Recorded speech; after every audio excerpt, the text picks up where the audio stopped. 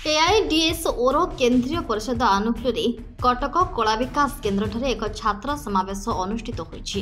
भारत में छात्र आंदोलन गौरवमय 7 दशंधि और 1974 कटक माटी रे होइथिबा सर्वभारतीय छात्र सम्मेलन को मन पकाई इस समावेश अनुष्ठित होइछि। एथिरे राज्य तथा राज्य बाहर विभिन्न शिक्षा अनुष्ठान शह शह छात्र छात्री तथा एआईडीएसओ प्राक्तन कर्मी जोग देथिले।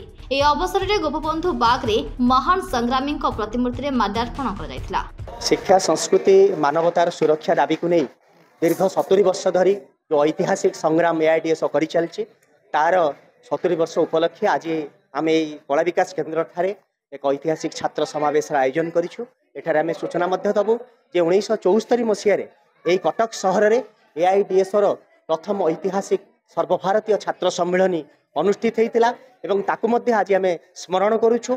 एआईडीएसओ आह्वान दौची शिक्षा ध्वंसकारी जातीय शिक्षा नीति 2020 जहाँकि संपूर्ण भाव शिक्षा को विनाश करने आसी। आज स्कूल कॉलेज मानक शिक्षक अध्यापक नहांती ता सहित गोटे निर्दिष्ट कथा आम देखुचु जे स्कूल गुड़िक बर्तमान बंद हो क्लोजर मर्जर चली ये समस्त दाबी को लेकिन आम यही छात्र समावेश आह्वान करूँ। यही छात्र समावेश देशर विभिन्न प्रांतरू छात्र छात्री मैंने आसीचंती।